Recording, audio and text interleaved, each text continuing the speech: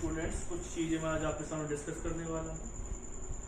इसी में एक टॉपिक है कि हाइजेनबर्ग अनसर्टेनिटी प्रिंसिपल को किस तरह से आप एक्सप्लेन करेंगे। मतलब एक्सप्लेन तो हम पहले कर चुके हैं, लेकिन कुछ बातें हैं इसके बारे में कि क्यों ये माइक्रोस्कोपिक पार्टिकल्स के लिए एप्लीकेबल होता है, मैक्रो के लिए एप्लीकेबल नहीं होता, क्यों जो इलेक्ट्रॉन है वो न्यूक्लियस के अंदर एग्जिस्ट नहीं करता।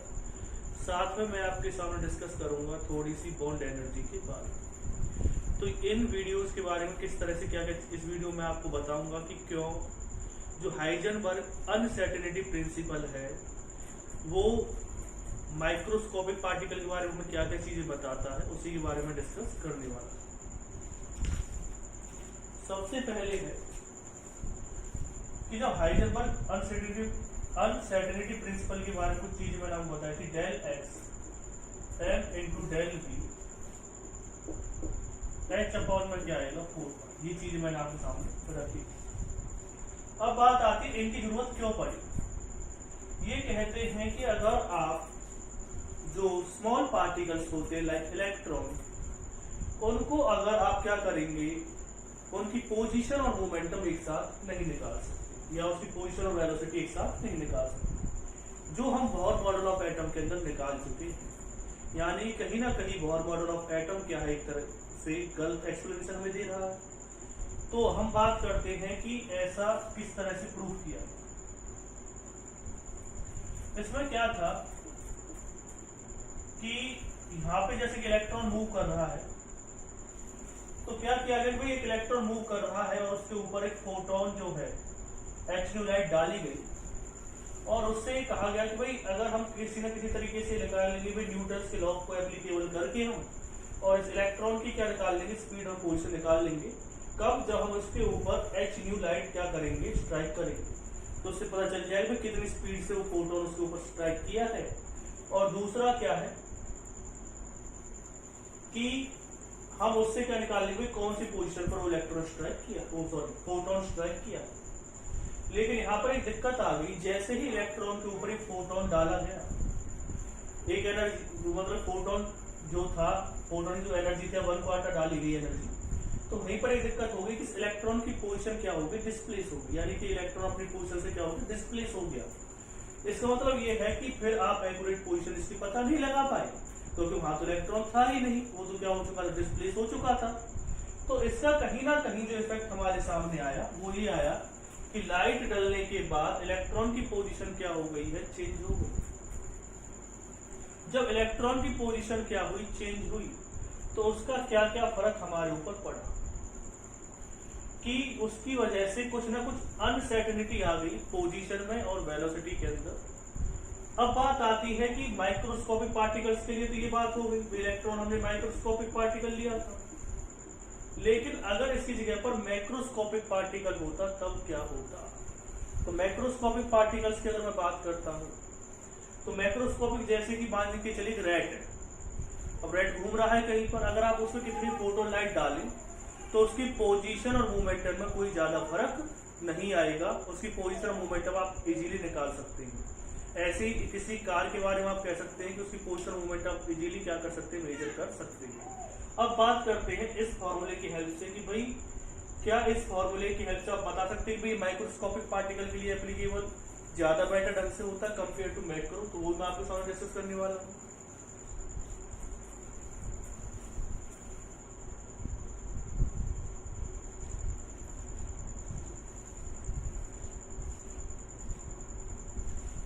अब इस फॉर्मूले की हेल्प से हम क्या क्या चीजें डिस्कस करने वाले हैं। लेट कीजिए इन केस ऑफ मैक्रोस्कोपिक पार्टिकल, इस बार आपने मैक्रोस्कोपिक पार्टिकल लिया है।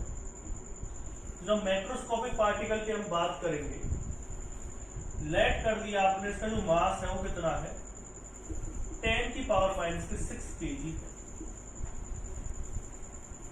तो देखिए किस तरह से आप इसके अंदर अनसर्टेनिटी निकालना चाह रहे हैं। डेल एक्स इंटू क्या आएगा, एम इंटू क्या होता है, डेल वी इक्वल टू क्या मान लिया, h/4 ये है डेल एक्स और डेल वी आप अच्छी तरह जानते हैं ये है अनसर्टेनिटी इन पोजीशन,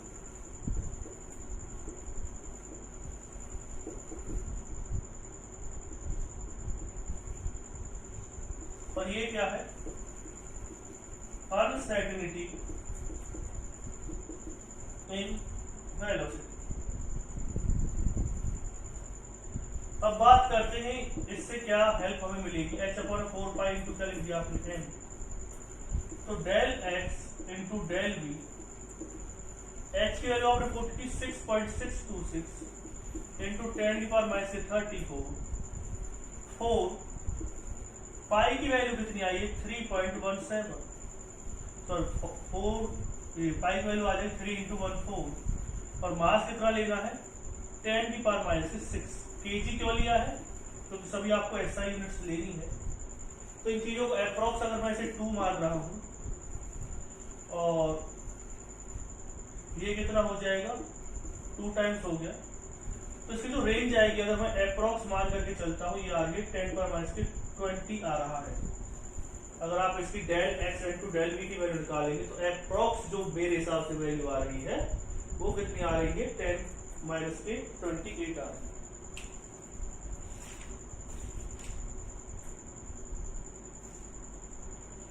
इसका मतलब ये रहा कि 10⁻20 कितनी स्मॉल वैल्यू है, और इतनी स्मॉल वैल्यू को आप क्या कर सकते हैं, नेग्लेक्ट कर सकते हैं। मैंने कोई ज्यादा बड़ा पार्टिकल भी नहीं लिया था, सिर्फ 10⁻6 केजी उसका वेट था, ज्यादा आप कह सकते हो मीडियम साइज का पार्टिकल था, ज्यादा क्या नहीं था, बड़ा पार्टिकल नहीं था।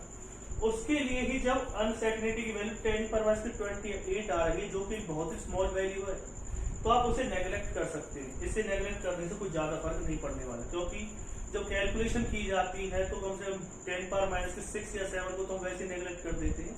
ये तो 10⁻ कितना है 28 है, मतलब कि कहने का मतलब ये है कि हम 0.0000000 इतने कितने आ जाएगा 1 के अप्रोक्स जो वैल्यू आएगी उसे तो नेग्लेक्ट कर ही सकते हैं। आप कहिए सर तो फिर आप बताइए कि चलो ये तो हमारा किसके लिए हो गया, मैक्रोस्कोपिक पार्टिकल के लिए हुआ है, अगर माइक्रो हो उसके केस में आप किस तरह से डिफाइन करेंगे।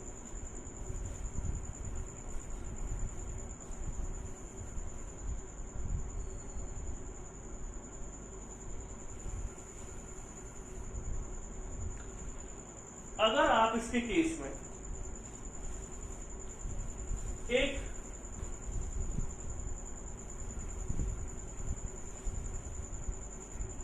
माइक्रोस्कोपिक पार्टिकल लेते हैं, in case of microscopic particles, let किया that particle is an electron, is an electron। आपने लेट कर लिया तो पार्टिकल क्या है, इलेक्ट्रॉन है। अगर मैं बात करता हूं मास ऑफ इलेक्ट्रॉन की, जो मास ऑफ इलेक्ट्रॉन हो कितना आ जाएगा 9.1 इंटू 10⁻31 केजी। अब ये किस तरह से हेल्प करेगा हमारे,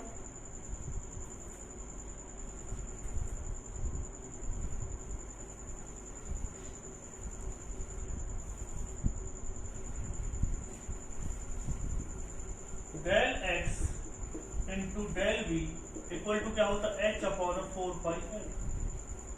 ये हमारे पास हाइजेनबर्ग अनसर्टेनिटी की प्रिंसिपल की क्या है, इक्वेशन है। तो del x into del v, h की वैल्यू कितनी आ रही है 6.626 इंटू 10⁻34, 4 इंटू 3.14, मास कितना आ जाएगा 9.1 इंटू 10⁻31। इसकी अगर आप रेंज निकालेंगे तो 2, यहाँ पर कितना आ जाएगा 2, तो इसकी जो वैल्यू आएगी अप्रॉक्स अगर मान के चले तो 10⁻3 की रेंज में आएगी। तो 10⁻3 जो वैल्यू आ रही है ये बहुत स्मॉल वैल्यू नहीं, तो इसे आप नेग्लेक्ट नहीं कर सकते। इसका मतलब ये है कि जब मास ऑफ इलेक्ट्रॉन लेते हैं आप, यानी कि अगर आप पार्टिकल इलेक्ट्रॉन की तरह का ले रहे हैं, तो जो अनसर्टेनिटी इन पोजीशन और वेलोसिटी है उसे आप नेग्लेक्ट नहीं कर सकते। और इस वजह से ये जो हाइजेनबर्ग अनसर्टेनिटी प्रिंसिपल है वो माइक्रोस्कोपिक पार्टिकल्स के लिए क्या होता है, ज्यादा एप्लीकेबल होता है।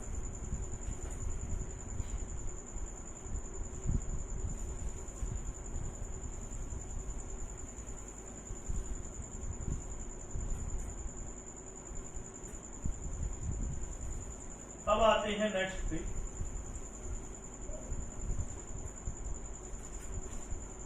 why electron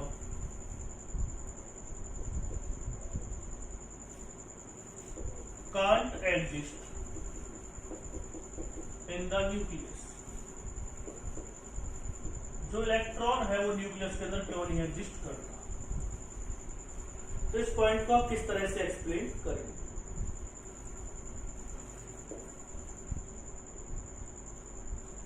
इस पॉइंट के लिए हमें सबसे पहले क्या सीखना पड़ेगा, यही फॉर्मूला लगाना पड़ेगा, del x del v h upon 4 pi M.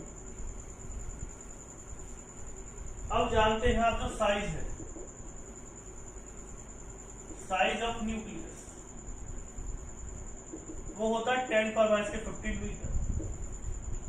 इसका मतलब ये है कि जो इलेक्ट्रॉन है उसकी पोजीशन और मैक्सिमम अनसर्टेनिटी, मैक्सिमम कितना चेंज हो सकती है उसकी position, maximum uncertainty in the position of electron. अगर इलेक्ट्रॉन न्यूक्लियस के अंदर प्रेजेंट है तो उसमें 10⁻⁵ से तो ज्यादा चेंज नहीं आ सकता ना, भाई इतना ही बड़ा साइज होता है न्यूक्लियस से, उसका मतलब ये हो गया ना कि फिर इलेक्ट्रॉन न्यूक्लियस से बाहर ही चला गया। तो अनसर्टेनिटी पोजीशन क्या दे रखी है आपको, डेल एक्स की वैल्यू दी हुई है 10⁻⁵।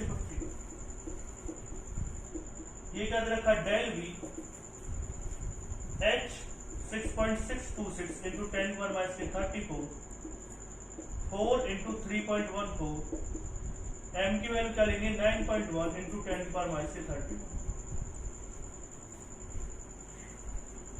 अब आप इसकी डेल वी को इसे क्या लिखेंगे 2, यहाँ पे क्या आ जाएगा 2 आ जाएगा। तो डेल वी की अगर आप वैल्यू निकालना चाहते तो डेल वी की वैल्यू क्या आ जाएगी,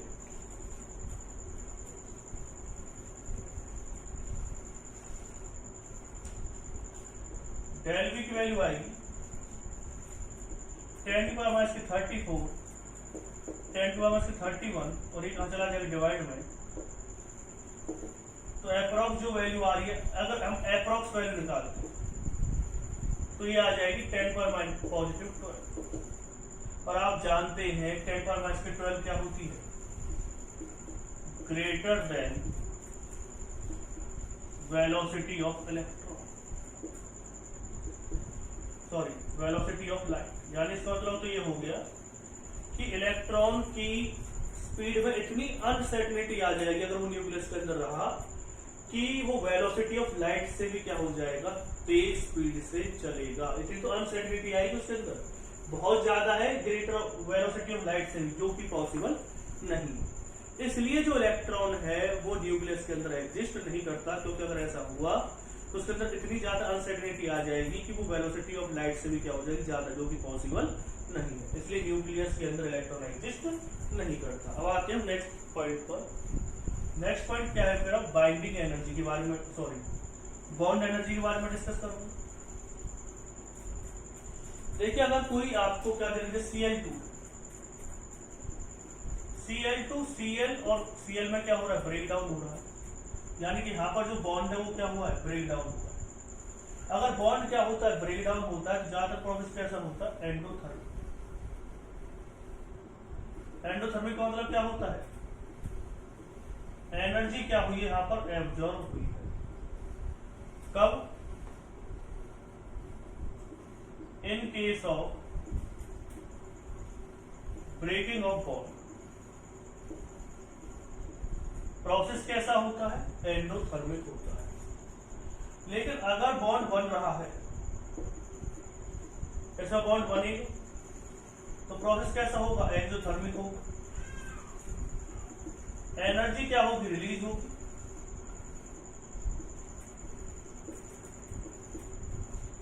और ये क्या होती है इन case of bond formation.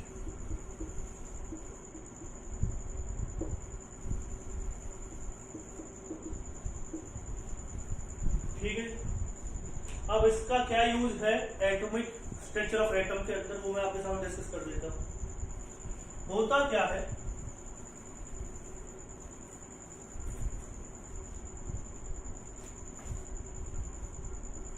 Energy required for the breaking of bond.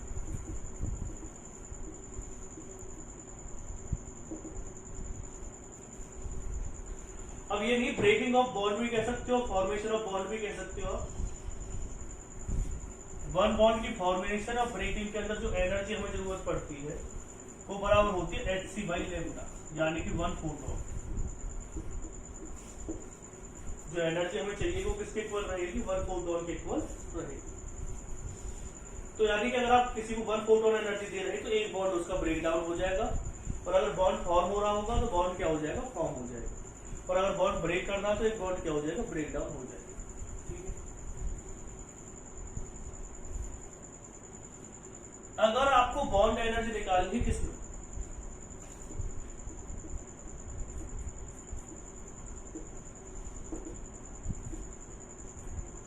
अगर आपको बॉन्ड एनर्जी निकालनी है तो E इक्वल टू क्या हो रहेगा, h न्यू, और आप इसे E अपॉन में क्या लिख सकते हैं, n ने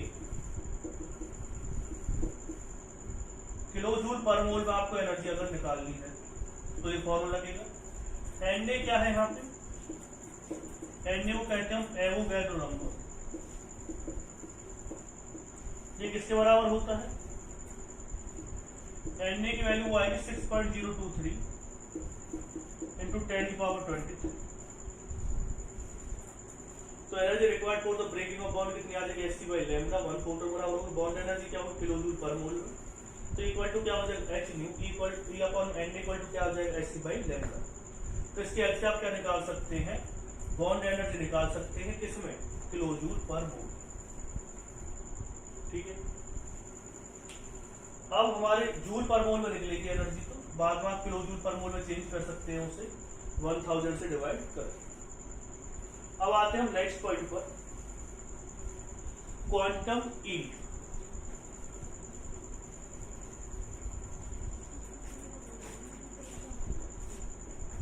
क्वांटम यील्ड क्या होती है,